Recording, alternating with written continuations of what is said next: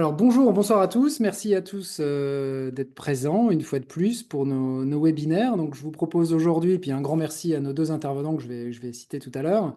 Je fais une petite introduction rapide pour vous rappeler dans quel cadre se trouve ce webinaire. Donc comme vous le savez, et avant je vais présenter l'association. Donc c'est un webinaire dans le cadre de MinPlus. MinPlus, c'est l'interamicale de nos trois associations, IMT Nord-Europe Alumni, Minales et IMT Minales et Minalbi euh, Alumni.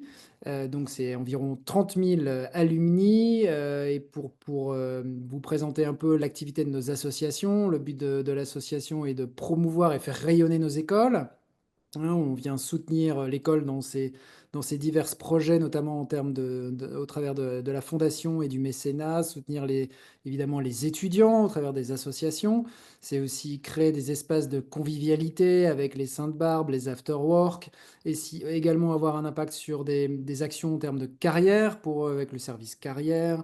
Et puis former et informer, où je vais faire une petite pause sur ce sujet ici, former et informer nos alumni sur tout un tas de sujets. Et au travers de ça, on a plusieurs types d'événements. On a aujourd'hui les webinaires minerais. Alors les webinaires minerais, à chaque fois qu'on reçoit et que vous recevez, car vous êtes cotisant, la revue Minerai, on fait un petit webinaire pour aller plus loin, et c'est le but d'aujourd'hui sur le webinaire métrologie. On a également les webinaires de la transition. Le prochain aura lieu sur le thème de la sobriété numérique fin juin. Vous aurez bientôt les dates et les informations.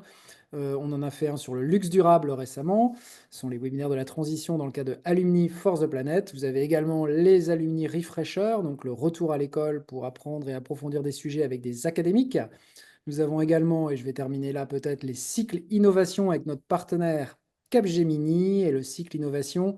Le prochain événement a lieu sur Vivatech la semaine prochaine, le vendredi 13 juin, pour les alumni qui ont la chance d'avoir un accès à Vivatech, sur le thème de l'Open Innovation. Donc voilà à peu près le cadre aujourd'hui de notre rendez-vous. Ce rendez-vous-là, aujourd'hui, est un webinaire minerai, dans le cadre de la parution que moi, personnellement, j'ai reçue chez moi il y a 3 jours, sur mesure et métrologie. On est dans le 150e, alors je vais le dire avec mes mots, mais je pense que chaque mot compte en métrologie et donc je vais probablement être pas exact dans ce que je vais dire, mais c'est le 150e anniversaire du maître et de la convention du maître. Euh, Mm. euh, dans ce cadre-là, donc j'en profite tout de suite pour jumper sur nos deux speakers du jour, qui sont des contributeurs du magazine, enfin de notre revue, pardon, c'est pas un magazine, c'est une revue, avec deux articles. Vous avez, donc je sais pas si vous avez eu le temps encore de tout parcourir, mais il y a des articles très étayé. Et donc Laurent et Bastien. Donc on va aujourd'hui, je vais laisser se présenter. Tous deux évidemment travaillent dans le secteur de la mesure et de la métrologie. On va commencer par Laurent sur la mesure durable, et puis après on va aller un peu plus loin sur une application et sur le but de la mesure dans un process de fabrication,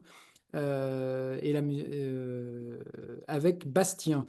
Donc l'idée, environ toujours le même processus. Après la petite introduction, chacun se présente, 10 minutes environ de présentation sur le sujet, 10-12 minutes. Je ferai le timekeeper, hein, je lèverai la main, j'essaierai de me manifester. Et puis après, on laisse un temps d'échange, environ 20 minutes. Et puis, quoi qu'il arrive, à 19 heures, c'est terminé, après une rapide conclusion. Voilà. Merci à vous. Et puis, bah, Laurent, the floor is yours. Très bien. Bonjour à tous, hein. Donc, merci de m'inviter à ce webinaire, hein. C'est très plaisant de pouvoir partager avec le plus grand nombre. Oui, on va quand même dire que c'est une passion pour moi, la métrologie, parce que je suis maintenant retraité. Donc, si je continue, c'est vraiment que ça me passionne un petit peu, hein. Sinon, j'arrêterai certainement. Donc si je suis, oui, on voit peut-être pas, mais j'ai les cheveux bien gris. Donc j'ai fait ma carrière à PSA, donc aujourd'hui Stellantis, hein, aux automobiles Peugeot, Citroën, etc. à l'époque, sur le site de Sochaux, puis Mulhouse, Sochaux-Mulhouse ensemble. Après, j'ai été sur le site de Belchamp, Centre technique de Belchamp. Et puis, voilà. Donc, j'ai fait 5 métiers. Heureusement, hein, je ne suis pas né métrologue, je le suis devenu. Voilà, donc les métiers, ben, j'ai été à la maintenance pendant 23 ans. Je connais les télécoms, ça c'est mon premier métier. Alors les télécoms, pas les télécoms d'aujourd'hui, hein, pas de smartphone. Donc les téléphones, les ancêtres, hein, vraiment les ancêtres. Et puis surtout ce qu'il y a derrière pour faire fonctionner et connecter les appelants et les appelés. Je me suis occupé aussi de tout ce qui est transmission voix donnée lorsque je suis revenu au télécom après avoir refait des études. Hein. Donc je suis reparti donc en formation continue faire un bac électronique. J'ai enchaîné avec un BTS électronique. Ça, c'était dans les années 83-85. Hein. Voilà. Je suis donc revenu à PSA au bureau des méthodes. J'ai appris la commande numérique, donc j'ai fait quelques rétrofits de machines-outils, 3, 4, 5, 6 axes, des machines très grosses, très grosses également, hein, où l'axe X est fixe et la machine se déplace sur l'axe X. Voilà, c'est pour donner une petite image de ce que ça représente. Je me suis occupé je faisais la maintenance préventive des tables à dessin à l'échelle 1. Donc vous voyez une voiture déjà, donc une table à dessin à l'échelle 1. Vous voyez ce que ça donne.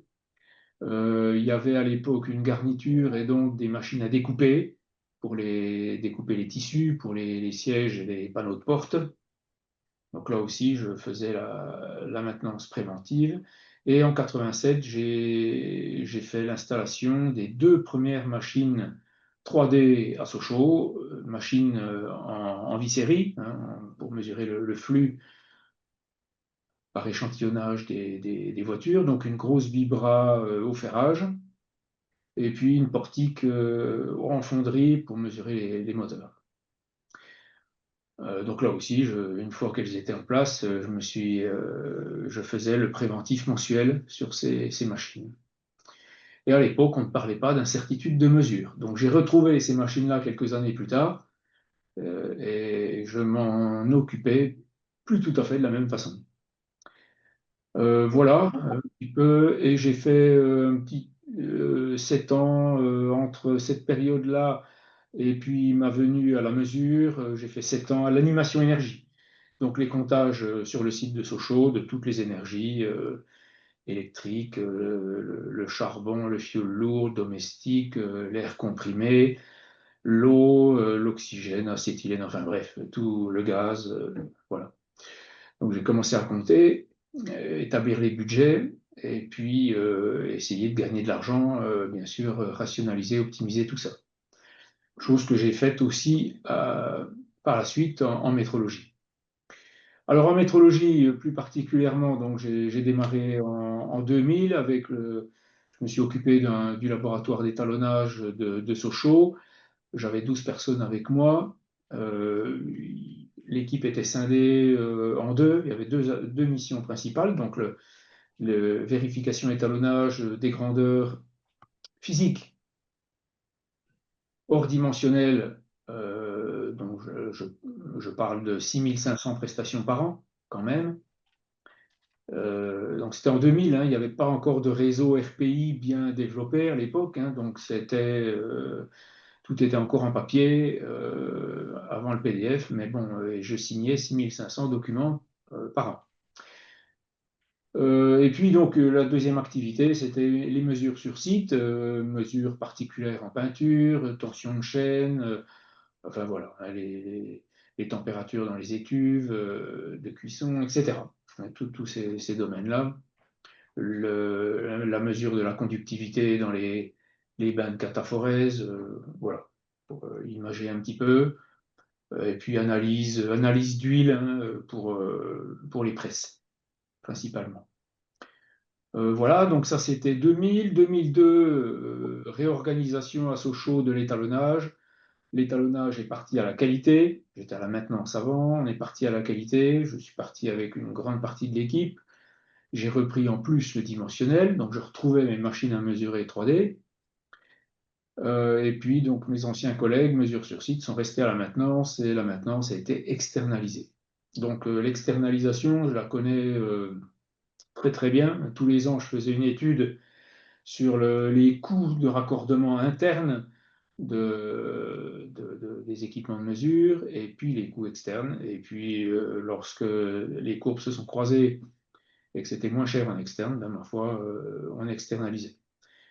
Pourquoi? Parce que principalement les personnes, les anciens partant en retraite n'étaient pas jamais remplacés. Donc à partir de là, quand on ne sait plus faire, on n'a pas le choix que de sous-traiter.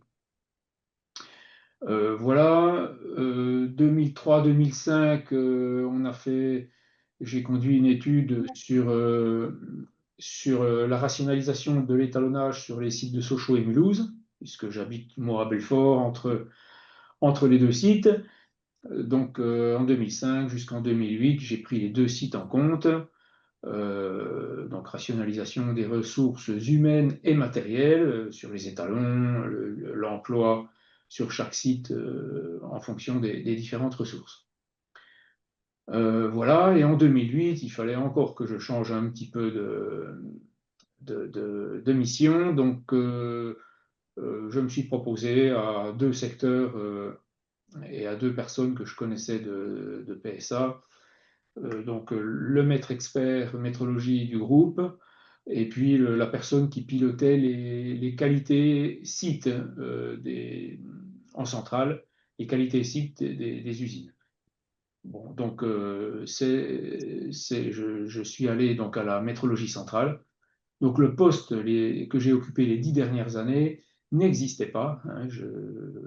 Je l'ai conduit, alors maintenant, advienne que pourra, hein, c'est plus mon problème, mais pendant ces 10 ans, on m'a fait confiance et donc j'ai optimisé l'étalonnage sur l'ensemble. Ce que j'avais fait sur Sochaux-Mulhouse, je l'ai décliné sur l'ensemble des sites de production. Donc 26 entités à l'international. Je parle de quelques chiffres hein, pour avoir ça en tête. Je parle de 110 000 équipements gérés, hors réformés, et puis 80 000 équipements vérifiés périodiquement, à une périodicité moyenne initiale de, oh, je vais faire simple, hein, on va dire 16 mois à peu près au départ, et puis à l'arrivée, 10 ans plus tard, sur les 80 000 équipements raccordés périodiquement, il n'y en avait plus que 40 000, donc on a divisé le parc par deux, et puis la périodicité moyenne a augmenté à 30 mois. Voilà, 33, un pic à 33, et puis une stabilisation à 30, parce que la structure des parcs a complètement été modifiée, changée. Voilà. Alors bien sûr, hein, tout ce que je dis là, c'est en améliorant la qualité des mesures. Hein. Ce n'est pas au détriment de la qualité de celle-ci. Hein, c'est bien en maîtrisant les processus de mesure de façon, d'une part, volontaire, c'est-à-dire que la métrologie, au lieu de rester dans son bocal, aille un peu plus au devant des besoins de la fabrication, de la maintenance, bien sûr de la qualité, mais des méthodes qui industrialisent, et puis éventuellement de la R&D qui imagine. Voilà.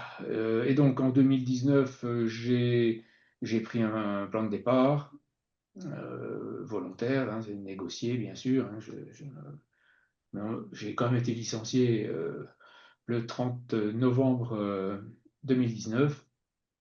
Le lendemain, je pointais à Pôle emploi et le 1er janvier 2020, j'ai donc créé Mesure Plus, cabinet de conseil en métrologie et surtout méthodologie de la mesure. Hein, c'est un petit peu plus vaste et c'est pas seulement que la vérification et l'étalonnage des équipements de mesure, c'est ce que l'on fait des équipements euh, par la suite hein, pour fabriquer conforme, suivre les process et la conformité produit, process de tout cela. Voilà, en gros, ce que je peux dire sur ma carrière, donc elle continue hein, aujourd'hui. Je suis adhérent au Collège français de métrologie, hein, qui est une association qui fait le lien entre l'industrie et le monde académique et scientifique, donc les laboratoires nationaux qui détiennent les étalons primaires.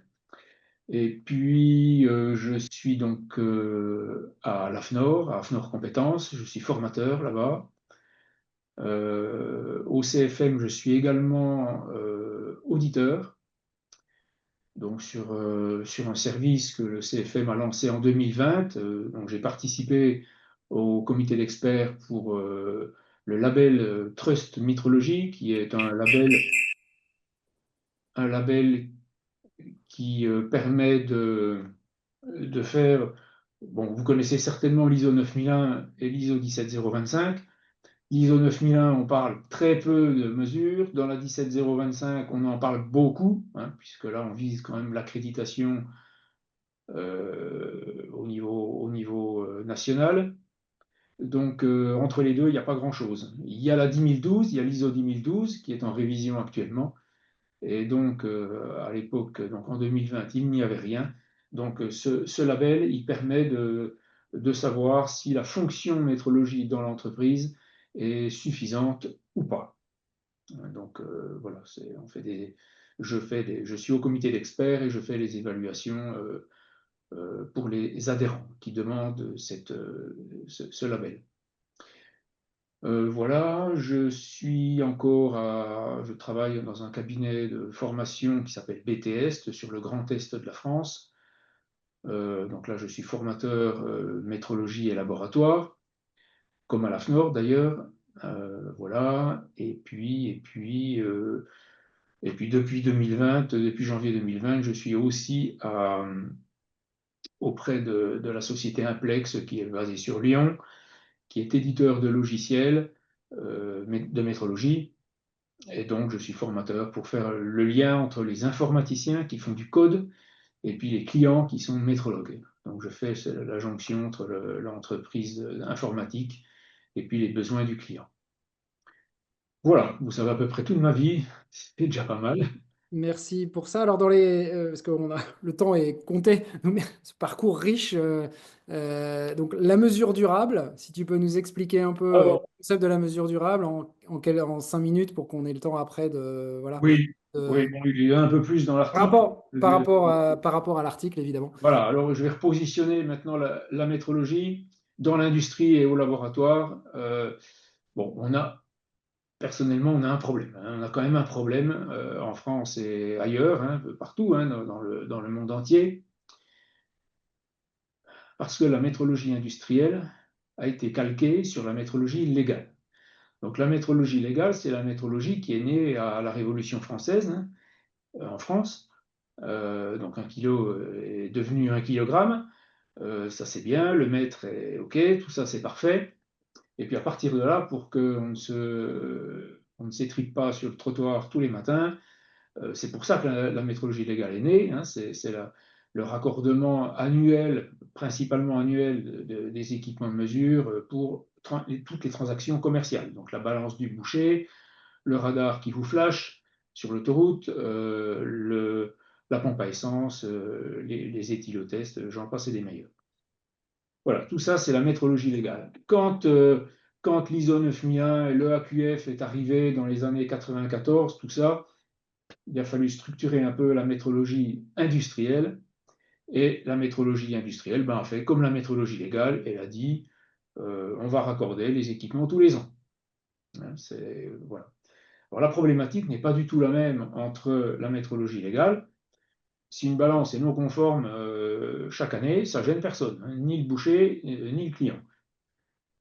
Par contre, en industrie, pour fabriquer conforme tous les jours, il faut que la métrologie donne l'assurance de la conformité des équipements de mesure chaque jour, pas seulement une fois par an, hein, pas au raccordement, surtout si le raccordement la vérification est non conforme à la fin de l'année, il va y avoir un petit problème. Voilà, donc la problématique n'est pas du tout la même en industrie et au laboratoire. Hein, il faut avoir l'assurance tous les jours que les mesures sont fiables. Voilà, donc c'est ce que j'ai porté les 10 dernières années à PSA. Comment on fait pour passer de 80 000 équipements vérifiés à 16 mois à 40 000 à 30 mois? Ben, ma foi, on fait principalement une analyse de risque pour l'entreprise, de qu'est-ce qu'il se passe si mes mesures sont mauvaises? Quel est l'impact sur les produits, sur les process conduits par les équipements de mesure? Donc voilà, aujourd'hui, la métrologie doit aller vers un raccordement conditionnel plutôt qu'un raccordement systématique tel qu'on l'applique depuis quelques décennies maintenant. Euh, alors bien sûr, la métrologie dans les entreprises et les laboratoires sont souvent des lignes budgétaires fixes. Ok, ben, ma foi, on paye 50 000, c'est budgété comme ça, et puis ça rentre dans les frais fixes de l'entreprise. L'avantage de faire cette analyse de risque que je suggère très souvent à mes clients, c'est justement de rentrer dans la compréhension des processus de mesure. Parce qu'il faut bien savoir que, OK, il y a la métrologie, mais il y a aussi les méthodes qui mettent en place les plans de surveillance produits-process. Ça, il ne faut pas l'oublier. Et la métrologie ne le sait pas toujours. Hein, donc, il y a quand même une surveillance continue, même par échantillonnage, hein, bien sûr, mais soit des produits que l'on fabrique, soit des process que l'on conduit pour les fabriquer conformes. Voilà, donc ben, l'entreprise durable, c'est celle qui s'appropriera justement la transformation des process de mesure dans l'entreprise. Autre point que je tiens à souligner, vous le verrez dans l'article, hein, euh, que ce soit en formation ou chaque fois que j'anime quelque chose sur cette thématique-là, j'aborde tout de suite ou très, très tôt le processus et les 5M. 5 ou 6, hein, si on peut en parler un peu plus, mais on va dire pour les processus de mesure, 5, c'est déjà pas mal. La conformité unique du moyen, du M moyen, c'est pas suffisant hein, pour maîtriser les 5M pour le processus de mesure complet. Hein, donc attention, les entreprises se sont enfermées avec des étiquettes, des dates de validité, et ça convient aux auditeurs. Hein, tant que les auditeurs ne sont pas trop penchés sur la métrologie, il n'y aura pas de souci. Par contre, la prochaine ISO 10012, qui sortira fin d'année ou janvier 2026, va axer le travail du métrologue sur cette fois la conformité globale complète des processus de mesure, et pas seulement des équipements seuls. Hein, donc ça, il faut bien faire le distinguo parce que c'est essentiel. Hein, l'incertitude de vérification ou d'étalonnage que l'on a avec un constat de vérification ou un certificat d'étalonnage, c'est bien sûr insuffisant pour maîtriser les mesures effectuées avec ces équipements ou avec des ensembles d'équipements en fabrication. Voilà. Merci pour ces éléments. Alors, on va revenir après sur les questions, notamment sur parce que j'en aurai moi sur en quoi on peut contribuer à la mesure durable et les objectifs de développement durable, ce que tu mets en conclusion de ton article. Oui. Mais on va quand même essayer de respecter le timing qu'on s'est donné. Et Bien sûr, je je vais comprends. laisser la parole à Bastien qui va nous parler du but ou l'objectif de la mesure dans un processus de fabrication.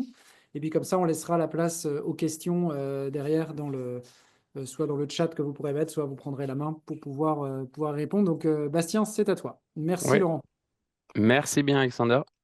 Vous m'entendez bien, c'est bon? Super. Oui. Eh bien, merci à tous également d'être là et de participer. Alors, je vais partager, du coup, j'ai préparé un petit PowerPoint. Comme ça va m'aider à structurer un peu la chose. Tac. Partager écran 2. Vous me dites. Donc là, vous devez voir le zoom. On vois. Et là, tac. Normalement, vous êtes sur la présentation. Vous voyez, c'est bon? Oui. Allez, super. Du coup, je vais essayer de vous parler un petit peu succinctement de la métrologie dimensionnelle 3D. Donc moi, je m'appelle Bastien Onadieu, je suis IFIE 2014 et je suis issu des mines d'Albi. Et je suis aujourd'hui co-gérant de la société Mesure et Scan Laser qui est basée à Toulouse, qui est une société de service qui fait de la métrologie dimensionnelle avec des moyens mobiles type laser tracker comme on a sur l'image, euh, ou bras polyarticulés, ou MMT, donc beaucoup moins mobile. Et je vais essayer de vous expliquer un peu tout ça, à quoi ça correspond. Je vais prendre un pointeur, tac. Voilà. Hop. Du coup, on va regarder ensemble un peu pourquoi on mesure la géométrie de produit. On ira ensuite essayer de comprendre comment l'exigence qu'on en a sur ces produits est-elle décrite. Et je vais essayer de vous expliquer comment la métrologie dimensionnelle 3D va aider à faire bon du premier coup, c'est-à-dire à fabriquer une pièce, une géométrie, un produit de la meilleure manière possible du premier coup. Donc, quand j'ai un petit peu moins de monde, habituellement, je pose la question et j'attends les réponses. Mais là, je suis désolé, je vais vous faire les questions et les réponses. Mais une des premières questions, c'est pourquoi est-ce qu'il est nécessaire de mesurer des pièces? En réalité, on mesure des pièces et la dimension des pièces pour vérifier la conformité de la géométrie de la pièce par rapport au plan définissant sa cotation. Donc, le plan, il est écrit par le bureau d'études, donc ce qu'on appelle aussi les designers. Et du coup, on est amené à se poser la question, du coup, pourquoi est-ce que le bureau d'études, il vient coter ces pièces? Et du coup, il y a bien une raison à ça. Et elles sont principalement trois. Elles viennent, c'est les cotes qu'on vient mettre sur les pièces pour leur définir des dimensions précises et des tolérances de dimensions. Elles viennent assurer les caractéristiques à la fin de fonctionnalité d'une part, de montabilité et d'esthétique de la pièce dans son assemblage. Voilà, on cote pas des pièces et on met pas des tolérances sur les dimensions d'une pièce par pur plaisir, et il faut surtout justement éviter de surcoter les pièces.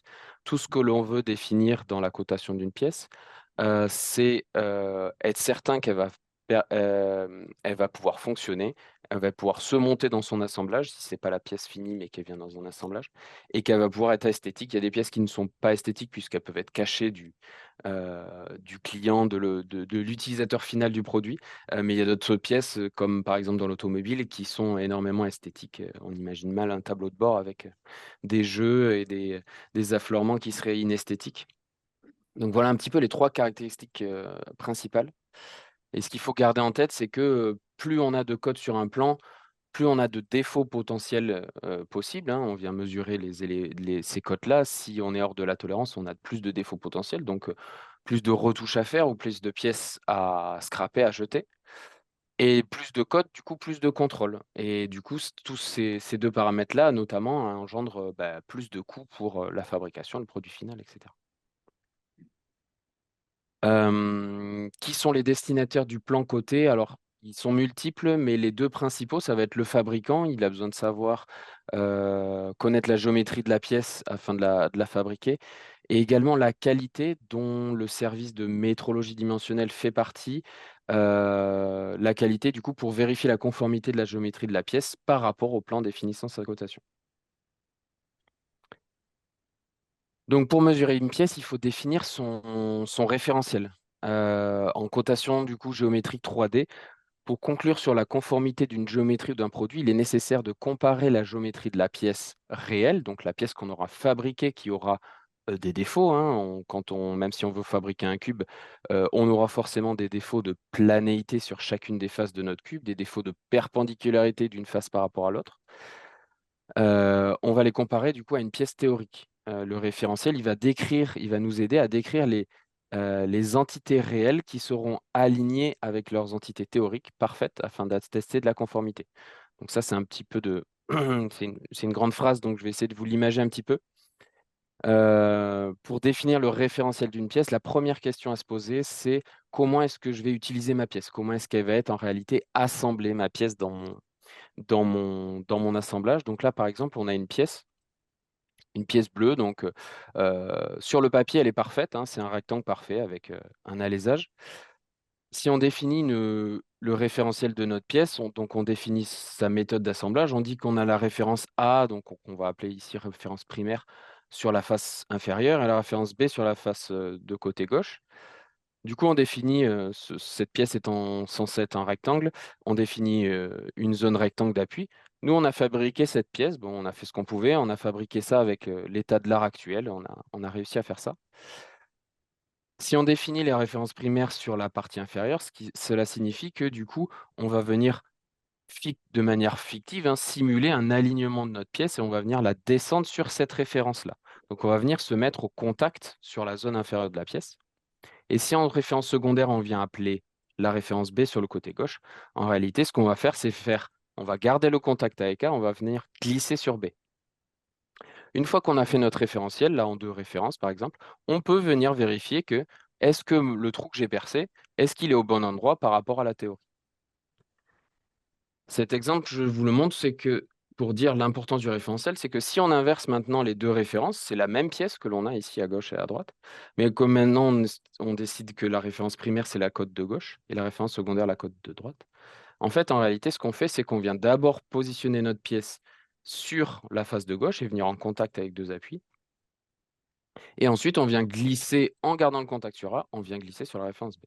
Donc, je vous ai mis des petits points rouges ici pour vous indiquer, du coup, les points d'appui.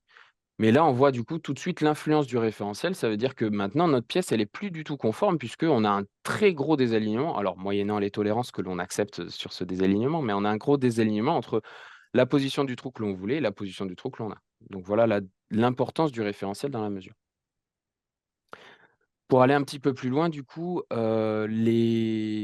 définir un référentiel, c'est définir un blocage des 6 degrés de liberté que l'on a dans notre, environnement, défini par un monde en 3 dimensions, avec 3 axes, par exemple, que l'on a ici, X, Y et Z. Bloquer les 6 degrés de liberté, ça veut dire bloquer les 3 translations dans les axes, donc c'est ce qu'on voit en vert ici, les translations X, Y et Z, et les 3 rotations autour de ces axes. Donc la seconde question que vont se poser, c'est: ai-je bien une mise en position isostatique? Qu'est-ce qu'on appelle isostatique? L'isostatisme, ça définit les règles pour assurer le positionnement d'une pièce dans l'assemblage sans contrainte excessive. C'est-à-dire que je positionne ma pièce dans mon assemblage. Une fois que j'ai bloqué mes 6 degrés de liberté de ma pièce, elle ne peut plus bouger dans cet assemblage. Si je viens rajouter des vis de fixation, etc., c'est ce que je viens rajouter du maintien en position. Donc on appelle ça pour les pièces rigides. Si par contre j'ai une pièce souple et que je viens rajouter des fixations alors que la géométrie de ma pièce est bloquée sur ces 6 degrés de liberté, on vient faire de l'hyperstatisme. Donc pour définir ces 6 degrés de liberté, et je vais en revenir au référentiel, on utilise ce qu'on appelle en mécanique les liaisons cinématiques. Donc je vais pas rentrer dans le détail, mais on utilise les liaisons cinématiques, les appuis plans, les ponctuels, etc. pour venir bloquer les 6 degrés de liberté et pas plus, et pas venir surcontraindre la pièce. Donc pour le choix du système de référence, on va venir il a une grande importance du coup dans les résultats de la mesure. On l'a vu avec ce petit exemple de ce rectangle avec ce perçage. Et voici les règles du coup à suivre pour construire un référentiel. Donc la règle principale à garantir, c'est que ce référentiel, il doit représenter la méthode d'assemblage de la pièce. Donc c'est-à-dire les surfaces, les perçages, etc., qui seront utilisés pour positionner la pièce dans son assemblage. Ainsi, les dimensions fonctionnelles seront directement mesurées, les pièces conformes ne seront pas rejetées, c'est-à-dire que l'on va venir directement retranscrire via la mesure. Donc, je vais vous montrer un exemple, on va venir mesurer la pièce et on va venir directement voir, une fois que je me recale sur ces surfaces de référence, où se trouve le défaut, puisqu'il ne va pas être sur les surfaces de référence, mais il sera bien sûr sur les surfaces qui sont non références. On va reporter tout le défaut sur les surfaces non référentes. Également, il doit être appliqué sur les plus grandes dimensions de la pièce. Donc ça, c'est évidemment si on a le choix. Et il doit être au plus proche du référentiel de fabrication de la pièce ou du bâti. Mais voilà, ce qu'il faut garder en tête, c'est surtout qu'il doit représenter la méthode d'assemblage de la pièce.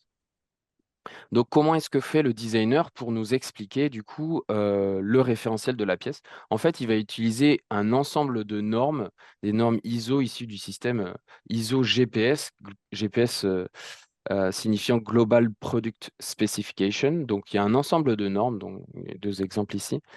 Et il va nous détailler voilà, les références A de cette manière-là. Il va nous expliquer, en fait, via une méthode, un vocabulaire graphique, un petit peu comment est-ce que je l'écris sur le plan pour être sûr que la personne à qui j'envoie le plan puisse faire la mesure de la pièce avec les bonnes références et de la bonne manière par rapport aux besoins que j'ai pour garantir la fonctionnalité, la montabilité et l'esthétique de la pièce au définitif.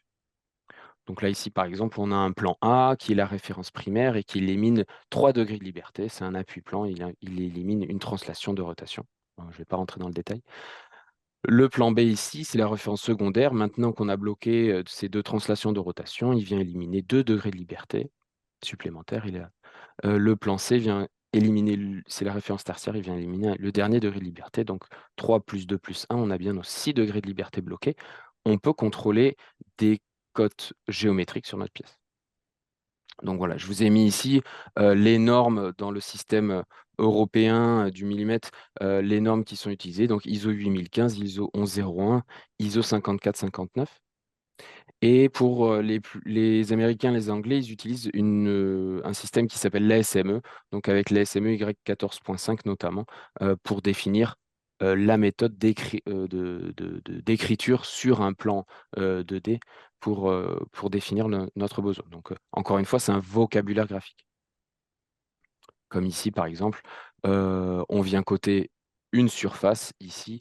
En jaune, on retrouve les références qui sont appelées dans l'exigence que l'on a ici. En vert, l'élément tolérancé, donc cette surface gauche. Et en orange, du coup, c'est la zone de tolérance, donc 0,1 mm ici acceptable par rapport à A et B pour cette surface. Donc en fait, on crée ce petit dessin-là, c'est pour représenter ce qui est acceptable, c'est-à-dire que toute cette surface-là peut être comprise entre deux surfaces identiques distantes l'une de l'autre de 0,1 mm. Je vais vous montrer un autre exemple. J'ai pris l'exemple de panneaux de voilure, par exemple. Donc, ces panneaux de voilure que vous voyez ici en gris, ils sont positionnés en réalité sur une sous-structure. Donc, ces espèces de nervures ici et de lisses ici. Donc, j'ai représenté un petit peu la sous-structure de cette manière-là, de manière assez simple. Et ce que l'on nous dit, c'est qu'on souhaite monter les panneaux qui viennent monter dessus. Du coup, on va commencer par celui-là, ensuite on positionne celui-là, et ensuite on positionne celui-là. Donc ça, c'est des panneaux voilà, qui feront la finition ici de l'aile. Donc on va regarder un peu le comportement de différents référentiels sur la mesure d'un même panneau. Donc ici, par exemple, on a l'assemblage par les perçages. Donc c'est-à-dire que ce que l'on nous dit, c'est qu'on vient positionner ce panneau central-là en appui sur la structure ici, donc qui est dessinée ici. Et après, ce que l'on nous dit, le bureau des méthodes, il nous dit il y a 117 perçages tout autour. Et en fait, je vais mettre les vis un petit peu les unes à la suite des autres, un peu comme si je montais une jante sur ma voiture. Je mets une vis, je mets l'autre d'en face et je les monte un petit peu en croix. Donc en réalité, il n'y a aucun des perçages des 117 qui est référence, ils sont tous références. Donc c'est un petit peu comme ça que ça s'écrit sur un plan. A, c'est toute la surface d'appui sur la structure, et B, c'est les 117 perçages. Donc en fait, comment on va pouvoir construire ça? Ils sont tous références, donc on va utiliser ce qu'on appelle un best fit. Donc on va s'appuyer sur la surface A, et ensuite pour dire ils ont tous la même valeur de centrage de notre pièce sur notre CAO, on va utiliser ce qu'on appelle un best fit. Donc ici, vous avez par exemple la position nominale des perçages. L'exemple, la position ne correspond pas trop à la pièce, mais c'est pour vous donner l'idée. Et ici, il correspond à la mesurée qu'on a fait de la position de chacun des perçages. En fait, qu'est-ce qu'il va faire le logiciel de mesure que je vais vous montrer juste après? Il va venir aligner au mieux, en fait, un petit peu toutes les mesurées par rapport à tous les nominaux. Alors, il va utiliser une formule mathématique qu'on appelle réduction des moindres carrés. Donc, il va essayer de calculer un facteur qui correspond à la mesurée de chacun des points moins la position nominale de chacun des points, élevé au carré, réduit à la racine, etc. Et il va vérifier, du coup, en fait, les écarts que l'on a en rouge ici, à chaque fois. Il va les cumuler pour calculer, du coup, ce facteur. Et il va essayer de réduire au maximum ce facteur-là pour avoir tous les perçages qui sont au mieux par rapport aux perçages nominaux. Donc, c'est ça qu'on appelle un best fit. Donc là, je vais switcher et arriver directement sur mon logiciel. Donc ça, c'est Polyworks, c'est un logiciel de... Vous le voyez toujours mon écran? C'est toujours bon pour vous? Si je n'entends pas de nom, c'est que c'est bon. Vous voyez le logiciel? Non, Pas encore. Ah, alors, on voit le PowerPoint. c'est vrai. Vous êtes en train de partager écran. Ah oui, c'est sur le mauvais PC, du coup, c'est passé. Hop, on va se mettre là. C'est bon pour vous? Oui, c'est bon. Allez, super. Voilà, donc j'ai toujours mon panneau ici. Donc ça, c'est le logiciel de métrologie que l'on utilise. Donc c'est le logiciel qui va nous permettre de communiquer avec le moyen de mesure et, et l'interprétation des mesures. Donc ici, on a dit qu'on utilisait tous les perçages, donc les 117 perçages, et notre surface A, notre surface de référence A. Donc j'ai positionné mes points de A sur ma mesure. Donc là, ici, c'est un panneau qui a été scanné. Donc on a ici tout le scan de la surface. On voit, c'est un nid d'abeille ici avec une petite granularité. C'est pas un défaut de la mesure, hein, c'est vraiment la qualité de la surface du panneau qui est là. Du coup, on vient calculer tous nos points de référence A là-dessus. Et on vient caler A sur notre mesuré. Et ensuite, on vient prendre du coup l'ensemble des perçages qui sont ici et on vient faire un best fit. Donc, c'est-à-dire que il y a des perçages qui vont être un petit peu, je vais retirer le scan, excusez-moi. Il y a des perçages qui vont être un petit peu décentrés sur le côté droit, et d'autres un petit peu, c'était sur le côté gauche, un peu sur le côté droit, d'autres un peu vers le haut, d'autres un peu vers le bas, etc. Et il vient nous donner nos résultats. Donc, nous, ce qu'on veut savoir, c'est est-ce qu'on va avoir des problèmes au montage de ce panneau avec les panneaux qui sont juste à côté, hein. Comme je vous le disais, on monte les panneaux les uns à côté des autres. Donc, on veut éviter qu'ils se montent dessus l'un l'autre. Et donc, il y a très certainement des jeux de fonctionnement entre les panneaux les uns par rapport aux autres. Et du coup, on vient vérifier le détourage du panneau, donc tout le tour. Donc, voilà le comportement qu'on peut avoir avec cette méthode d'assemblage. En réalité, c'est pas forcément la meilleure méthode d'assemblage, mais c'est ce qu'on nous proposait. On va regarder un petit peu s'ils avaient eu une autre idée d'assemblage de pièces et s'ils avaient voulu choisir deux perçages comme maître, c'est-à-dire qu'ils voulaient avoir un perçage ici en référence B qu'on appelle le centreur et un perçage ici en référence C qu'on appelle le locating. Et tous les autres perçages auraient été cotés par rapport à ce référentiel, par rapport à ABC, et du coup auraient été dépendants du recalage ABC. Donc, on va regarder ensemble. Je l'ai préparé pour vous. On va activer ici. Je vais juste cacher un petit peu le résultat avant que ça n'arrive. Voilà. Donc, j'ai mon centreur et mon locating qui sont ici. En réalité, du coup, une fois que je me suis mis sur A, puis j'ai rajouté ma référence B, le centreur ici, je regarde mon centreur. Du coup, il n'a plus de défaut sur les axes X, qui est l'axe rouge, et l'axe Y, puisque je me suis centré dessus. Donc, il n'a plus de défaut. Donc, sa nominale est égale à sa mesurée. J'ai aucun écart. J'ai fait la même chose sur le locating, sauf que je me suis déjà centré en X sur le centreur. Du coup, maintenant, quand je me mets sur le locating, j'ai plus de défaut sur l'axe Y, mais il me reste un petit défaut sur l'axe X qui correspond à la distance qui a forcément un défaut, hein, entre le centreur et le locating. Mais voilà, j'ai mon référentiel ABC qui est fait sur mon plan. Et là, on va voir du coup le détourage, les points du détourage du coup, qui vont avoir une complète, une géométrie complètement différente. En réalité, maintenant, je ne vous l'ai pas expliqué juste avant, j'aurais peut-être dû. Ici, on a une surlongueur. On voit dès que c'est en positif, ça veut dire que ici, on est trop grand. Donc, on a le panneau qui déborde jusqu'à 0,48 mm ici. Et ici, on a un défaut qui est assez cohérent ici avec moins 0,16 mm. Et ici, un défaut qui évolue. Donc, en fait, on voit que en fonction, je vais vous recaler comme on était juste avant, en fonction du recalage que l'on utilise, et ben du coup, le panneau, il va pas du tout avoir le même comportement dans son assemblage. Donc, c'est-à-dire que par rapport aux deux autres panneaux qui sont à côté, à droite et à gauche, il va se comporter complètement différemment.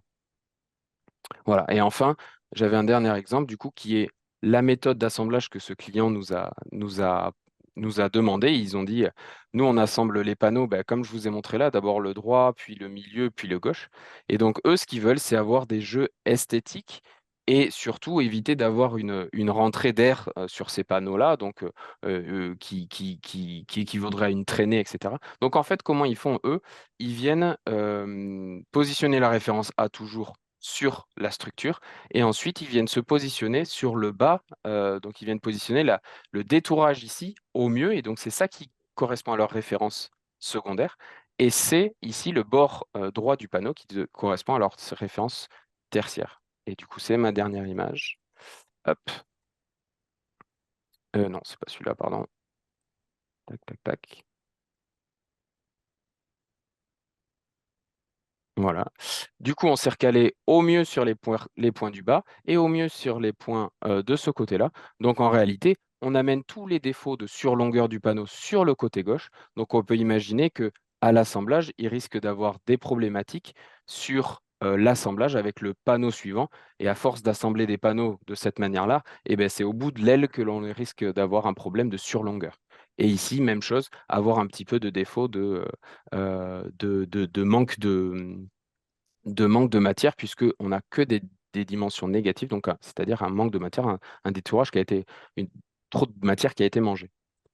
Donc voilà un petit peu ce que je voulais vous présenter aujourd'hui, c'est un petit peu l'influence d'un référentiel et de dire que bah, avec la même mesure, en réalité, la méthode de montage et d'assemblage va nous dire comment est-ce qu'on l'on doit définir le référentiel et du coup comment est-ce que la pièce va se comporter à l'intérieur. Donc on a ici les trois exemples différents et qui nous montrent un petit peu l'impact du référentiel sur la métrologie sur la mesure 3D. Voilà, merci à tous. Merci beaucoup, merci à tous les deux pour ces explications très didactiques et même une illustration sur le logiciel. En termes de référentiel, pour des métrologues, vous n'avez pas complètement respecté le référentiel temps, mais c'est pas grave. Je pense que le sujet méritait de s'attarder un peu sur des points plus précis que ce qu'on fait peut-être d'habitude. Donc ça ne laisse pas beaucoup de temps pour des questions. Donc, alors vous pouvez, moi j'ai deux questions. Donc ce que je vous propose, c'est faire questions courtes, réponses courtes pour qu'on puisse finir à l'heure. C'est le principe de ces webinaires. Si d'autres ont des questions, vous pouvez lever la main. Donc je vais commencer une question rapide pour Laurent. Tu as parlé de mesures durables, tu as dit que les entreprises durables seraient celles qui maîtriseraient la mesure. Est-ce que tu peux donner un exemple de en quoi la métrologie peut apporter un objectif de développement durable? Juste en une illustration. Euh, oui, oui, oui, j'ai un client du côté de Grasse, donc qui s'occupe, c'est un site Céveso, hein, donc il fait du parfum bien sûr, mais il fait tout de l'alimentaire également. Donc c'était une grosse structure à l'international. La métrologie est vraiment au cœur de leur activité, hein, euh, donc bien sûr, hein, donc il y a un service complet, donc je les ai aidés à structurer cette fonction de métrologie dans l'entreprise pour qu'elle soit visible et qu'elle puisse jouer son rôle vis-à-vis de la fabrication que l'entreprise doit maintenir.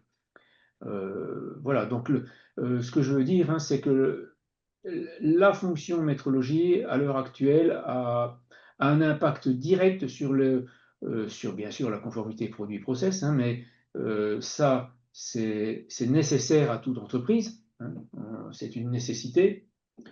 Donc, voilà, quand la fonction métrologie est réellement visible dans l'entreprise, pas seulement s'assurer de la validité des équipements de mesure, hein, ça on a fait comme ça jusqu'à présent, mais je pense qu'il faut en sortir. La métrologie de demain, celle qui permettra à toute entreprise d'être durable, c'est celle qui va comprendre les mesures, ne faire que, Bastien l'a dit, hein, ne faire que celles qui sont importantes. Il y en a qui sont inutiles, donc ça, il faut chasser les mesures inutiles. On n'a pas parlé de capacité, mais il y a toutes ces notions-là qui seraient à prendre en compte.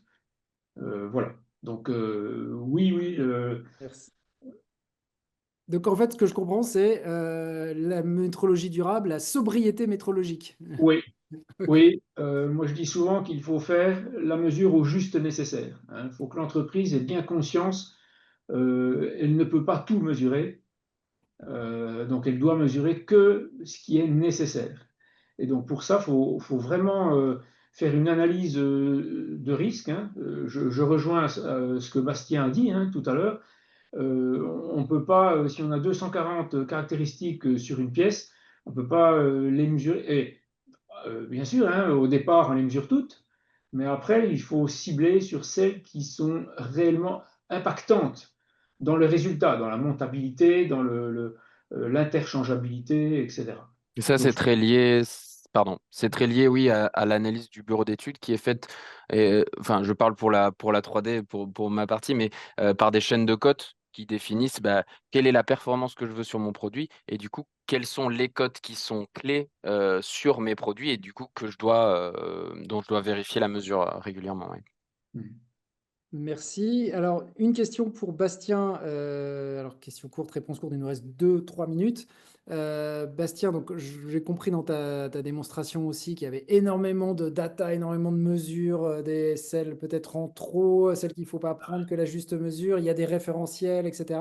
Aujourd'hui, est-ce que tu vois arriver l'IA? Est-ce que l'IA t'aide? Est-ce qu'il y a des exemples concrets où l'IA peut aider à faire, avoir un impact sur la métrologie, sur la manière dont on exerce la métrologie ou sur la manière dont on utilise des méthodes de métrologie? Ou pas? Euh, alors, pour l'instant, moi personnellement, je l'ai pas vu arriver. Il y a des logiciels de métrologie comme Polyworks que je vous présentais là, qui commencent à s'appuyer sur et à créer des bases de données pour avoir l'ensemble de nos pièces mesurées et du coup toute notre production enregistrée au même endroit. Mais il faut savoir que jusque-là, les logiciels de métrologie, je parle pour le 3D évidemment, c'était plutôt une mesure, une autre mesure, une autre mesure, et elles n'étaient pas forcément interconnectées. Et ils commencent à travailler sur les bases de données. Alors, je n'ai pas la notion de comment est-ce qu'ils peuvent encore utiliser l'IA là-dedans, mais déjà d'avoir des visions plus fines sur les cartes de contrôle pour voir une déviation arriver avant qu'elle ne sorte de la tolérance, etc. Ça, c'est complètement dans l'air du temps actuellement, mais on est aussi pas mal bloqué en métrologie 3D sur le fait d'utiliser plusieurs logiciels, etc., qui ont besoin de communiquer ensemble. Et c'est pour ça que l'utilisation de logiciels qui seraient complets et qui pourraient se connecter à plusieurs moyens de mesure différents permettrait d'optimiser tout ça. Et donc, ce serait le début de l'IA, mais je ne le vois pas plus loin pour le moment. Eh bien, merci. Merci à tous. Il est 59, donc je vais juste conclure. D'abord, merci à nos deux intervenants et à leur présentation.